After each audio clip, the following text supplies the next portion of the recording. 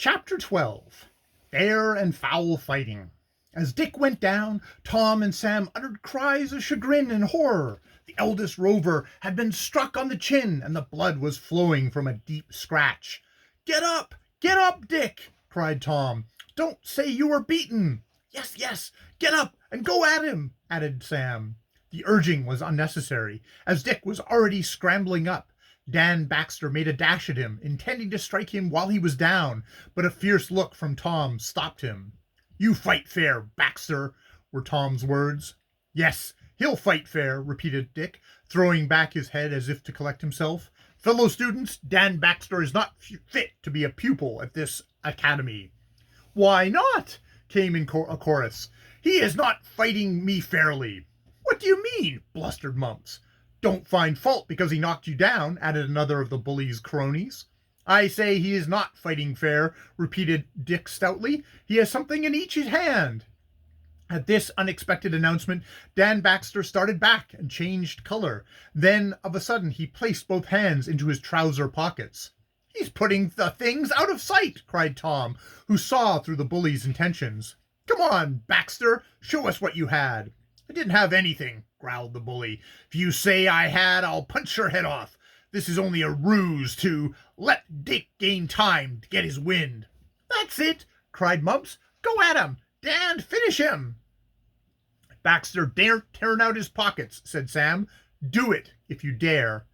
There is what I have in them, answered the bully, pulling a trunk key from one pocket and some small change from the other. Perhaps you'll say I was fighting with these in my hands. Turn the pockets out, demanded Dick. Yes, turn 'em out, added Fred, and a dozen others took up the cry. I won't do it, growled Baxter, but it was plain to see that he was growing uneasy. I'm a gentleman, and I can whip Rover with ease, and do it fairly, too. While he was speaking, Larry Colby had come up behind him. Ere Baxter could stop the movement, Larry pushed his hands into one of the bully's pockets and turned it out. A jagged stone as big as a walnut dropped to the ground. See, there, see that, cried Larry. For shame, Baxter. I didn't have the stone. You placed it there, blustered the so-styled king of the school. Didn't you, though? Said Fred Garrison, who had also come up behind Baxter, and he quickly hauled another stone from the other pocket. That's how he scratched me, said Dick. I was sure he had something in his hand. It's a put-up job, howled Baxter, growing red in the face. If you want to continue the fight, come on, and he squared off again. That's the talk, Mumps said. Let's both show their hands. Perhaps Rover has some stones, too. Both opened their palms, then doubled up their fists. Baxter was the first to strike out, but, as quick as lightning, Dick dodged the blow and landed vigorously upon the bully's chest. Before Baxter could recover, Dick struck out again, and the bully caught it straight in the left eye. Ow! He yelled in pain, and put his hands up to his injured optic, which began to grow black rapidly. Then he struck out wildly a half-dozen times. He was growing excited, while Dick was as calm as ever. Watching his opportunity, Dick struck out with all his force, and Baxter received a crack on the nose, which caused him to fall back into the arms of Mumps. As that nose had been struck heavily in the gymnasium, it was decidedly tender, and Baxter roared with pain. Have you had enough? Demanded Dick, coming up to him. Yes, Baxter had had more than enough, but he did not wish to acknowledge it. He made a sign to Mumps previously agreed upon, and Mumps raised his cap as a signal to one of the spies set on guard. Stop the fight, cried the guard instantly. Somebody's coming. Nonsense, nobody is coming, said the other spy, but Baxter would not listen to him. I'm not going to be caught. I'll finish this some other time, he said to Dick, and hurried away with Mumps and his other friends, leaving Dick the victor beyond question. I knew you could do it, cried Tom as he fairly hugged his elder brother. I'll wager he won't bother you again. No, indeed, put in Sam, and Fred and the others said the same.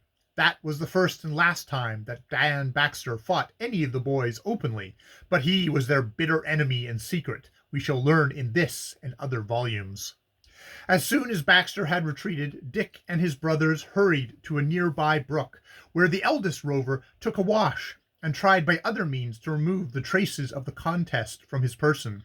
He had a slight swelling on the scratched chin, but that was all, and inside of an hour felt quite like himself once more. With Baxter, it was very different, and the Sunday following, he asked to be excused from attending church services in the hall, saying he had fallen on some rocks and hurt his face.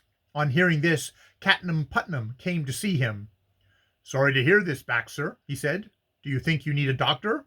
"No, sir. I'll be all right in a few days." "Where did you fall?" "Down by the brook, while we were playing tag." "Indeed.